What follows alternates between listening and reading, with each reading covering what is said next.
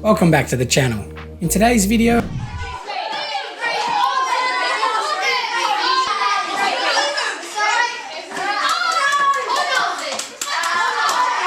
silence! Good morning, students.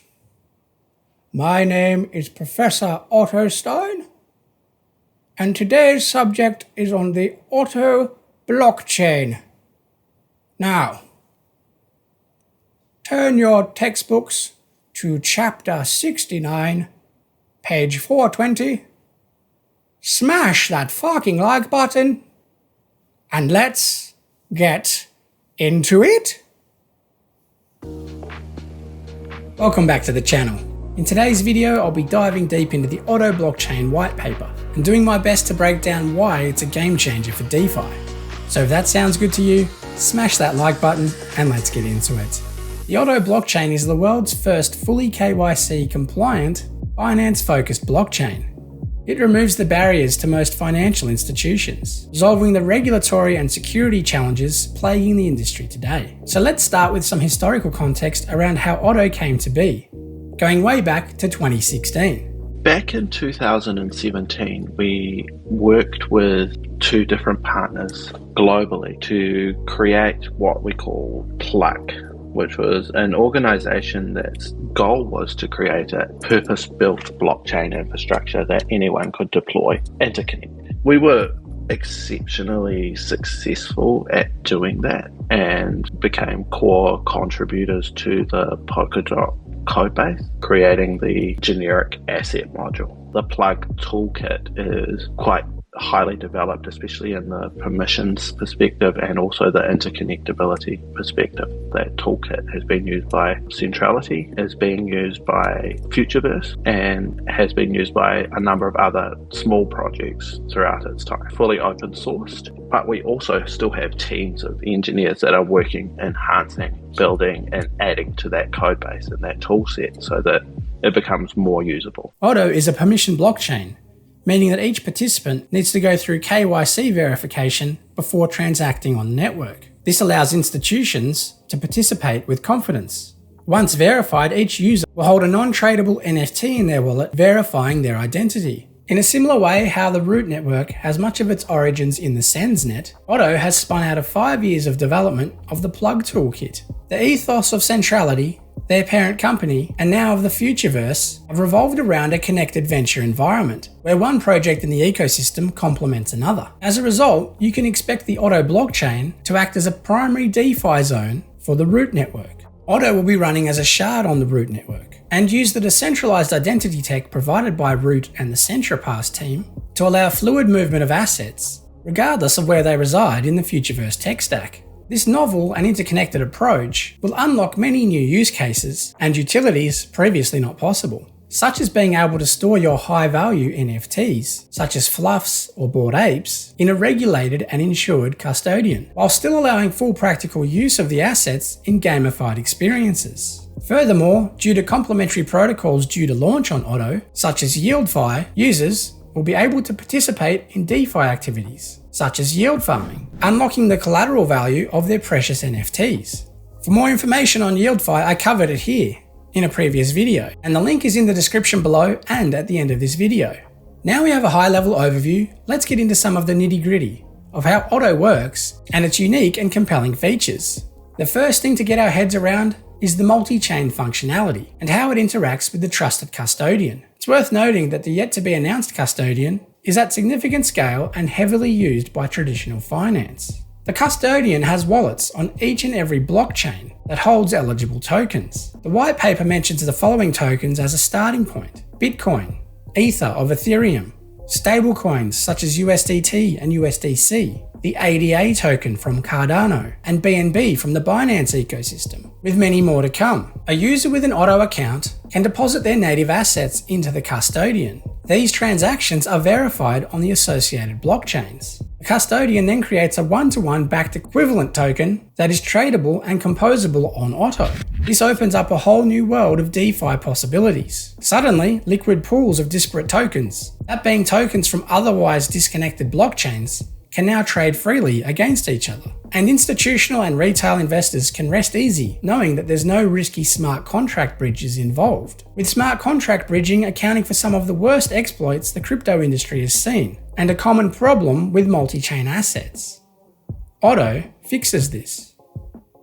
Indexes of grouped tokens are now easily accessible for institutional money flows. And as the more digital generations come of age, the demand for these digital assets should only increase. The same principles can be applied to groups of highly sought after NFTs and digital collectibles, such as Bored Apes, CryptoPunks, and limited edition art pieces from prominent artists like Beeple, Xcopy, and Nache, or less established and up-and-coming artists with higher upside, such as Michelle Staten, Jim Taz Evans, or the likes of Kyle Gordon. Music NFT collections could also be traded, kind of like the modern-day equivalent of a mixtape, with early works from Web3 artists like Gino the Ghost, Mia, Blau, and others, now easily accessible to verified investors the world over. Other common sense features make Otto the perfect launchpad for new projects to launch their token, removing the burden that projects face with regulatory compliance. It's a safe space for investors also, as minimum liquidity thresholds and liquidity lock-in periods for team wallets ensure projects cannot act in bad faith and perform a rug pull on investors. Like this, pull! Hey, come here, you crazy bastard. Put it now! Yeah! That is a rug pull.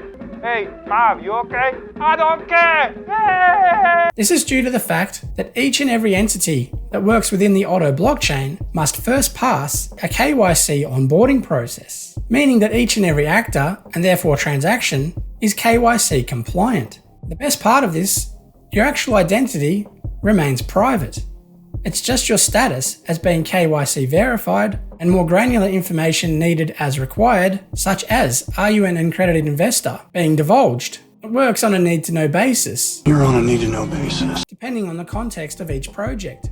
Otto's permissioned access points means that every deposit or withdrawal of digital assets into or out of the ecosystem can only be completed by trusted and verified parties, addressing the regulatory concerns holding back wider DeFi adoption. This creates a trustworthy ecosystem and opens the door to new participants. By taking a proactive approach and enabling KYC compliance, Otto has positioned itself to take control of the regulatory narrative, creating a safe DeFi zone for all participants. While open DeFi has its own pitfalls and problems, it's actually the centralized entities that have caused the most harm to the industry in recent months. And having reserves in a trusted custodian with transactions backed up and verified on public blockchains, there is a lot less risk to contend with. And now a quick word from our sponsors that make the show possible. Are you building something cool in Web3? And would you like to get in front of the eyes and minds in one of the most engaged and loyal communities around,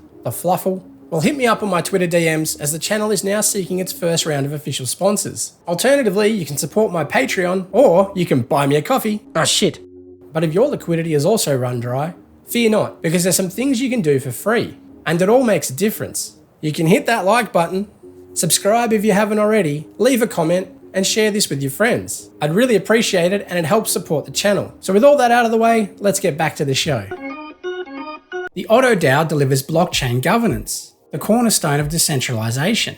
Your voting rights in the DAO are proportional to your Otto holdings, and governance decisions will help shape how the ecosystem grows. Supporting the DAO is the Financial Council, which is made up of core team members, contracted professionals, and organizations. The Financial Council will govern the on and off ramps into the Otto ecosystem, giving users a safety net, and also prevents large token holders of Otto from capturing governance, thus enhancing the legitimacy of the network for new partners, custodians, and institutions, all who rely on the presence to some degree of centralization, helping to reassure investors. The Financial Council will also be responsible for vetting and auditing any new dApps trying to launch on the chain, confirming the efficiency of core validator nodes, and establishing new cross-chain integrations with other blockchains, and also providing a safeguard around users' accounts. The Otto Treasury will receive all network transaction fees produced by the network, and will be governed by the DAO to help drive further value back to the ecosystem. The Otto Treasury will fund the Otto DAO itself and also the Financial Council to ensure a robust ecosystem. By Otto standardizing the liquidity provisions on the network, it makes it easier for developers, having a standard framework, reducing the complexity of code and encouraging broader participation. Now let's talk about the complex topic of the Otto Tokenomics. This blog post from October covers it in detail, but I'll do my best to simplify things. The existing plug token does have a role to play, but I'll cover that later. Otto is a proof of stake network and has two main tokens, Otto and Catalyst. Otto is the native token and is used to pay for transactions on the network, reward stakers, and used in governance to influence decisions in the Otto DAO. However, it's not the staking token used to secure the network. That's where Catalyst comes in. Validators will need Catalyst to take part in network staking, thus making Catalyst the financial collateral used to secure the network, other than the native asset, Otto. Catalyst tokens are initially minted into existence and bought using the Otto token, and each subsequent Catalyst token minted costs slightly more in Otto terms than the previous. This means that the value of Catalyst tokens over time gradually increases, and therefore more expensive to create. The Otto used to mint new Catalyst tokens goes back to the treasury and is redistributed as block rewards to validators and stakers, circulating the supply of Otto. This novel approach ensures that Catalyst acts as a store of value, representing the number of Otto tokens required to mint a new Catalyst token, which again constantly increasing with every subsequent Catalyst minted. This ensures that as the network grows, so does the cost to any validator acting in bad faith or not adhering to network protocols. This also takes the pressure off the Otto token to provide all of the value on the chain. This allows the price of Otto to stay relatively stable and affordable, to be used for on-chain activities. This two-token economy will be naturally balanced by the supply and demand dynamics and the desires of users within the network, as the existing Otto and Catalyst tokens will be tradable on an open market. So what does this mean for the plug token? Well, the plug token will continue to exist in its own right, as it does today, powering the plug toolkit infrastructure, but it will also be used with Otto to ensure that centralized entities can participate in the Otto ecosystem. Now, the finer details are yet to be confirmed, but here's how I think it will work. For example, a centralized crypto exchange wants to participate in Otto DeFi. Let's assume they want to provide $1 million worth of Bitcoin and $1 million worth of USDC into a liquidity pool on Otto, but they want to retain custody of the native assets. This is a risk to Otto, as it introduces a new counterparty risk in having to trust the centralized exchange. To counter this, the centralized exchange would need to purchase $2 million of the plug token and bond it as a security deposit onto the Otto blockchain, creating a monetary incentive for the centralized exchange to act in good faith or risk losing their bonded plug tokens. This allows centralized entities to participate in the Otto DeFi ecosystem, opening the door for a lot more participation. And this can only be a good thing for the growth of the ecosystem. So in summary, the Otto blockchain is a whole new take on decentralized finance and has a much greater chance of success in the eyes of regulators and institutions.